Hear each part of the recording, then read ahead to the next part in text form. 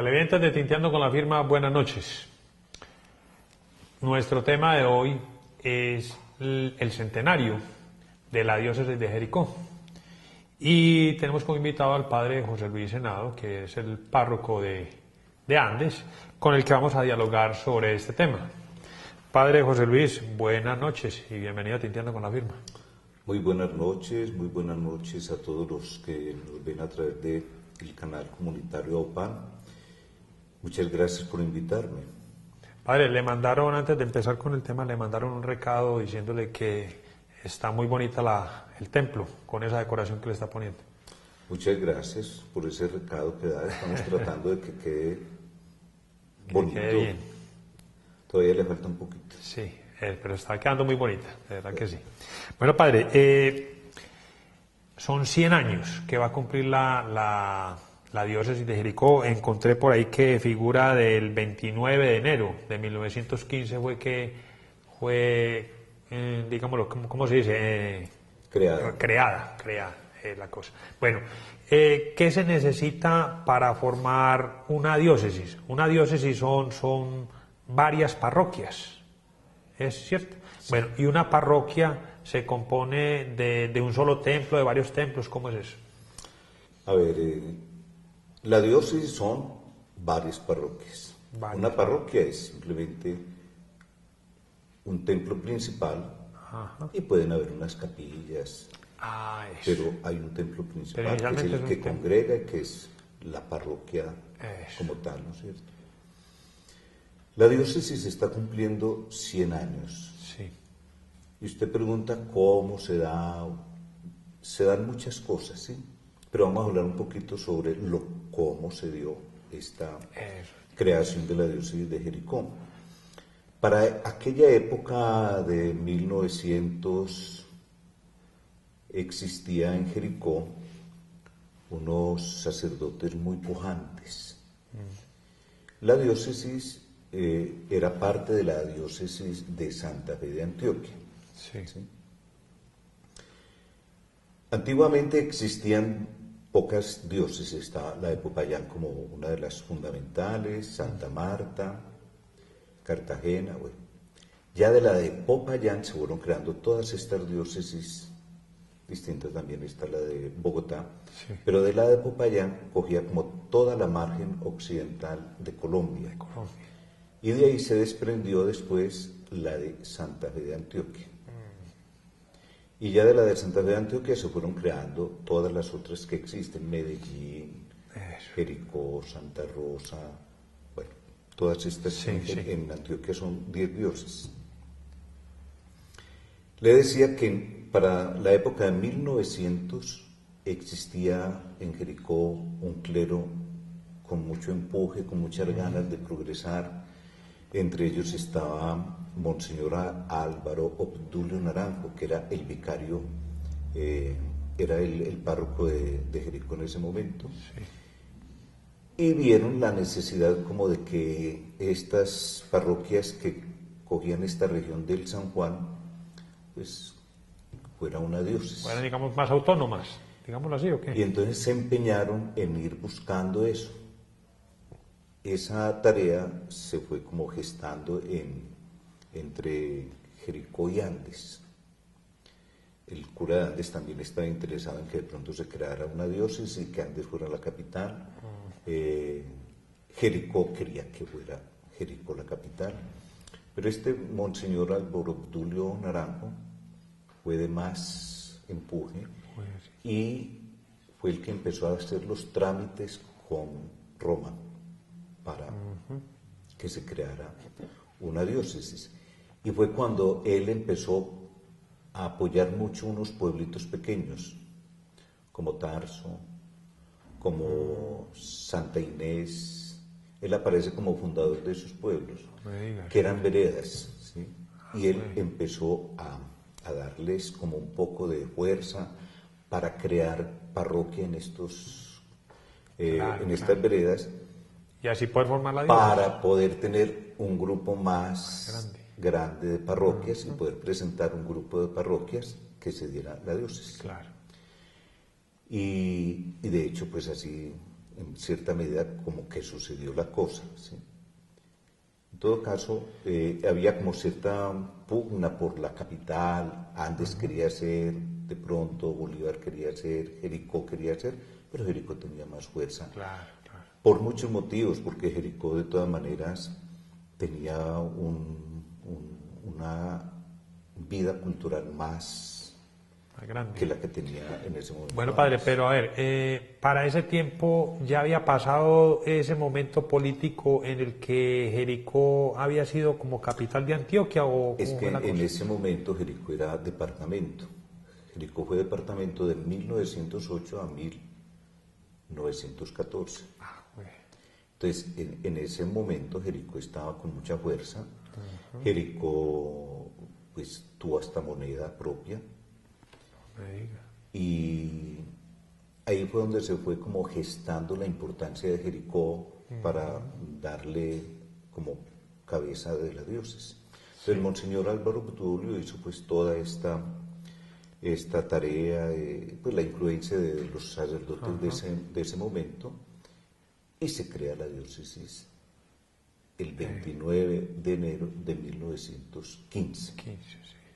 Bueno, padre, leyendo por ahí sobre la historia de la diócesis, me encuentro que hubo por ahí como un traslado hacia la de Santa Fe de Antioquia, y después, como a los 2 o 3 años, volvió otra vez a ser de Jericó. ¿Qué es eso? A ver, la diócesis fue creada, entonces aparece diócesis de Jericó en 1915.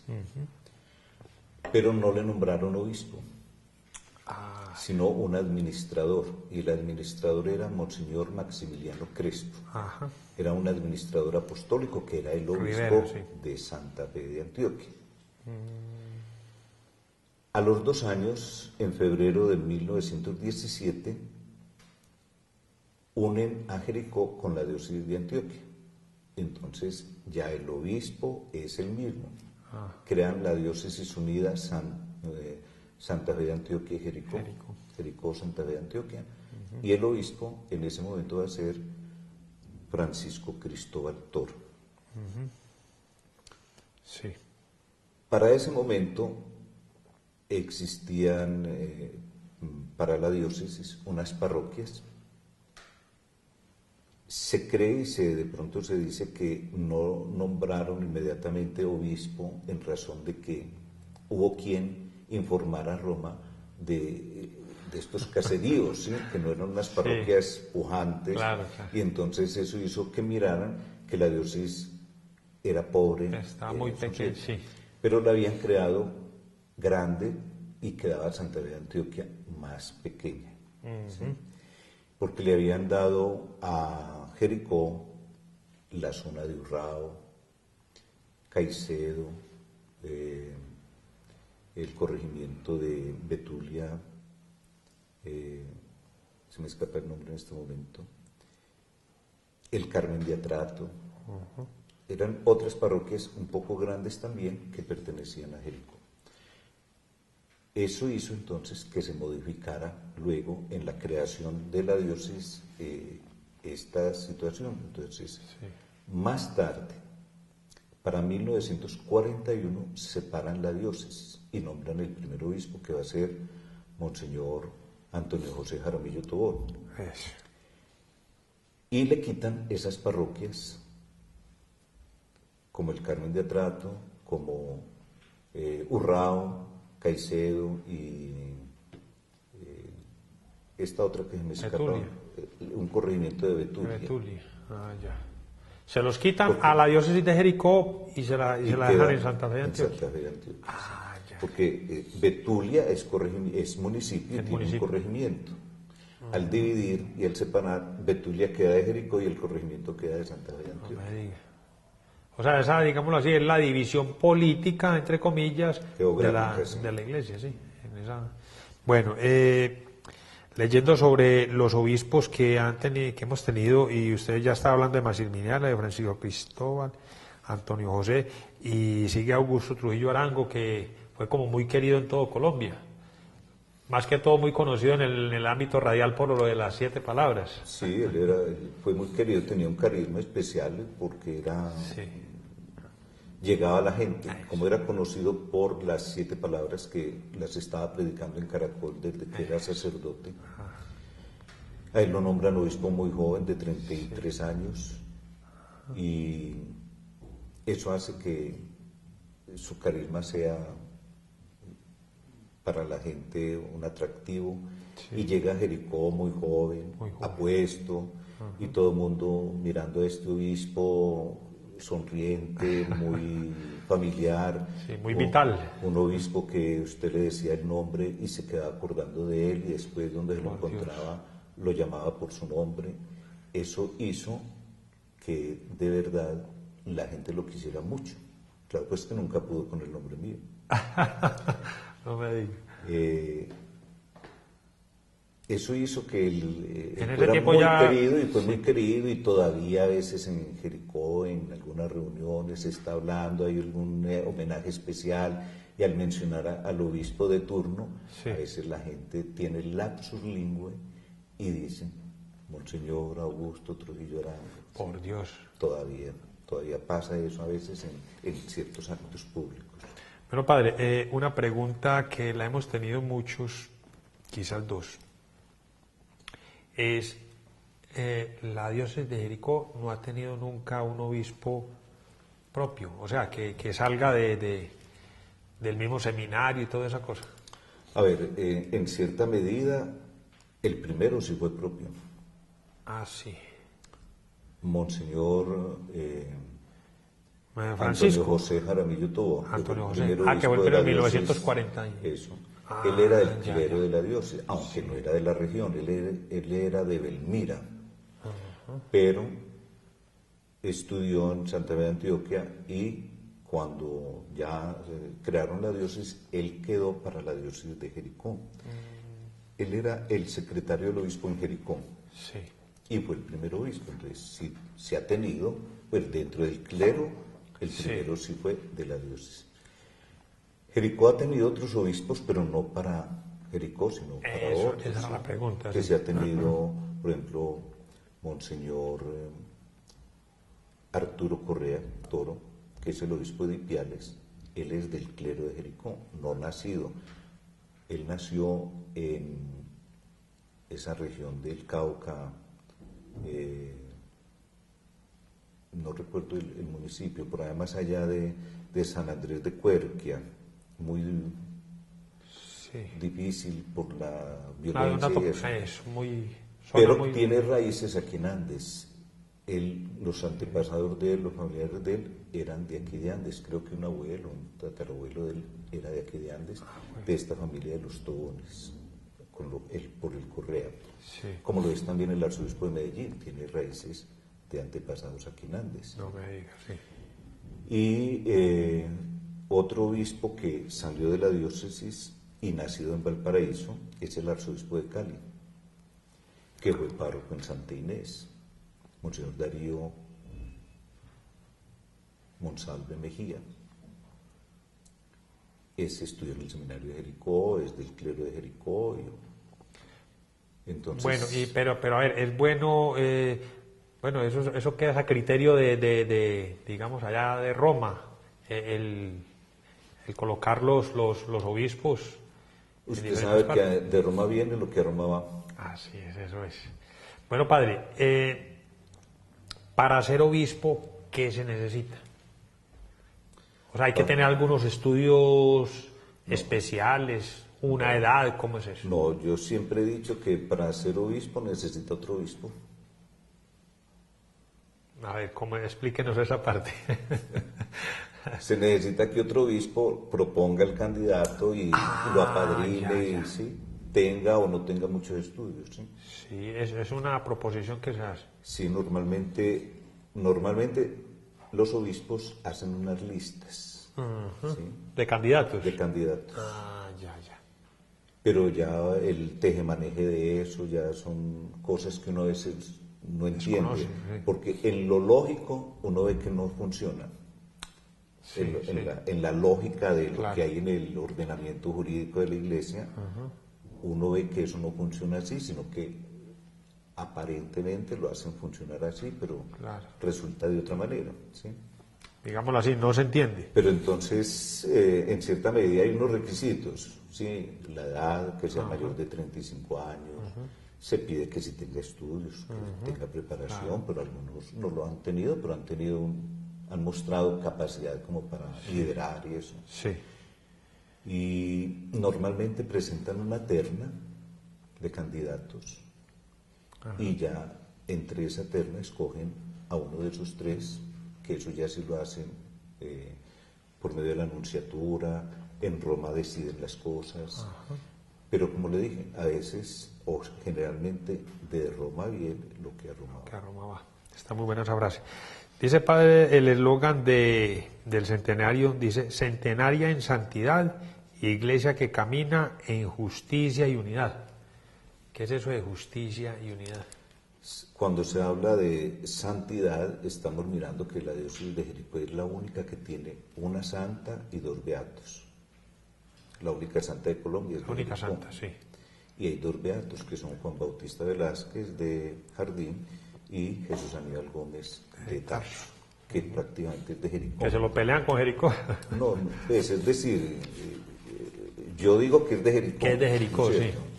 Porque la casa de él era en Jericó. Era en Jericó, sí. En Tarso tenían era la finca. La finca, y se eso. fueron para la finca. ¿Sí? Ajá.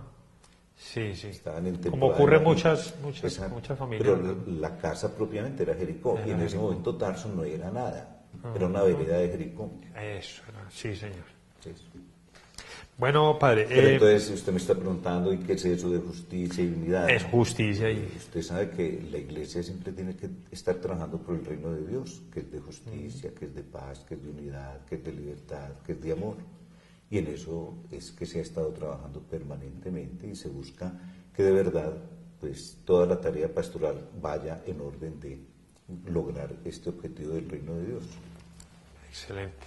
Bueno, padre, usted hablaba ahora de la arquidiócesis de Cali. ¿En qué se diferencia una diócesis de una arquidiócesis? Las diócesis están agrupadas por regiones y en cada región hay una diócesis más, digamos, más grande. Esa la llaman arquidiócesis y en torno a esa arquidiócesis giran otras diócesis. Otras diócesis. Como por la agrupación, ¿sí? Entonces, el arzobispo, Sí. como es Tiene sede un grado más, arzobispal, sí. el arzobispo es como el moderador de esa zona esos. de diócesis, es el metropolita. En cierta medida es como el que en torno al cual gira una región. Nosotros en Antioquia tenemos dos arquidiócesis. Una en Medellín. La de Medellín y la de Santa Fe de Antioquia. Ah, ya. Santa Fe de Antioquia es arquidiócesis. Santa Fe de Antioquia es arquidiócesis en este momento. Ah, güey. Y para la arquidiócesis de Santa Fe de Antioquia están las diócesis del Urabá, del Chocó. Güey. Y Morada se va, para sí. la zona de Medellín están las que están en torno a Medellín, Caldas, Claro, Girardota. Copacabana, sí. Muy bien. Bueno, padre, hablábamos de que buscando encontramos que hay 32 parroquias en 15 municipios y que convergen en la margen occidental del río Cauca. Esa es la división que se dio. Ya hay otra diócesis que queda a la margen derecha del río Cauca. Esa es la diócesis de Caldas. De Caldas, que incluye también a Fredonia. Sí. Ah, ya. La diócesis de Caldas empieza en Caldas y baja hasta La Pintada. En La Pintada hay dos parroquias. Antes de atravesar el río bajando de Santa Bárbara es La Pintada, parroquia de Caldas. De Caldas. Al pasar el puente Sí. nos encontramos con La Pintada, pero se llama El Crucero, parroquia del Sagrado Corazón de Jesús y es Jericó. Entonces hay dos parroquias al lado y lado del puente, Bien. pero es el mismo municipio. Es el mismo municipio. Bueno, vea, mire qué cosas. Padre, ¿qué se piensa hacer en esta celebración del centenario? En la celebración pues se han venido haciendo algunas cosas importantes, como es pues la motivación y la búsqueda de que la gente pues reconozca su pertenencia a la diócesis. Se ha motivado, en la visita a las casas se ha dejado la oración plegable que nos habla un poco de la diócesis. Se han hecho actos culturales. Hace poquito estuvo en Jericó el Parque del Café con el show artístico, musical. Estuvo ahí como parte de estos... De la celebración del de esta centenario. celebración. Iba a estar en Andes también, pero como que ya estuvieron en Andes en algunos años atrás, entonces dijeron, no, ya en Andes estuvimos, entonces cancelaron Andes, pero era el interés de que estuvieran en Andes, en Jericó, y quedó solamente Jericó como parte de las celebraciones, ¿sí? Tenemos ya para el año entrante la celebración en Jericó, que es el 29. El 28, por supuesto, se tendrá algún acto cultural en Jericó antes, en la víspera, y la gran celebración que va a ser la misa y el desfile que se tenga en Jericó el 29 de enero. O sea que van a converger allá pues Todas las parroquias en Jericó. Eso va a ser a partir del 29 de enero. El 29 de enero, la concentración en Jericó de todas las parroquias para celebrar el centenario. Bueno, padre, iniciamos con el recado que le dieron, que le mandaron, de cómo tiene el templo de bonito, pues entonces terminemos con algo así como la invitación a la comunidad ahora que ya empieza Navidad. Por supuesto, pues Navidad, y lo he dicho en las predicaciones, no nos podemos quedar simplemente en las tristezas. Mucha gente no celebra Navidad, no ponen adornos porque están tristes, porque tienen un duelo. Ajá. Y yo digo, eso no puede ser así porque eso sería una mentira. Porque Navidad es celebrar el nacimiento de Jesús. Y ya eso nos obliga a estar alegres, aunque tengamos la tristeza. Porque es la tristeza humana, pero que nos tiene que ayudar a vivir la alegría de Dios. Excelente. Y Jesucristo, si es hombre, fue para salvarnos. Eso es lo que celebramos. Y por eso los adornos y por eso las luces. ¿Qué son las luces? Jesucristo vino, es la luz. Él vino a disipar las tinieblas, vino a iluminar. Desafortunadamente las cosas las manejamos distinto, las tergiversamos a veces dentro de un orden material y descuidando lo espiritual, pero la verdad es que la Navidad es una fiesta religiosa, es una fiesta espiritual, y por eso todos hace rato vienen arreglando las casas, en muchas partes ya tienen el pesebre, y en el templo vamos poco a poco ir organizando, porque también tenemos que tener la casa organizada para celebrar la gran fiesta de la salvación, la encarnación. Entonces es la invitación a todos a que celebremos la Navidad en mucha alegría, en mucho regocijo espiritual, que sepamos entender que esos adornos no riñen con la tristeza que podamos tener. Al contrario, tienen que levantar el ánimo y disponernos a entender que si hay una tristeza por una muerte, esa muerte no es muerte. En Jesucristo es vida. Nosotros entendemos y reconocemos que estamos de paso y que estos se adelantaron a ese gran banquete que nos espera a todos. Y anticipemos ese banquete celebrando y glorificando a Dios con nuestros arreglos y en la disponibilidad de celebrar los sacramentos, porque se trata de eso. Una novena bien celebrada, con mucha alegría, con mucho regocijo, un pesebre que no falte. A veces dicen, no, es que aquí no hay niños. El pesebre no es para niños, el pesebre no es un juguete. El pesebre es una motivación para entender el misterio de la redención. Algo tan sencillo, tan pobre como un pesebre, los hacemos muy bonitos, pero son pobres. Es la pobreza de un pesebre, de un establo, donde reconocemos que todo un Dios se hizo hombre. Es la humildad que nos invita a que hagamos posible esa conversión, porque Él vino pobre, pero Él avisa, vendré en gloria y majestad. Es su segunda venida, entonces por eso nos tenemos que disponer a celebrar con mucha alegría la Navidad. Padre, excelentes palabras, sobre todo estas tenemos que entender, así tengamos nuestras penas, hay que entender que tenemos que estar alegres en este tiempo. Padre, muchas gracias por haber atendido nuestra invitación. A usted muchas gracias. Televidentes, buenas noches y hasta un próximo programa.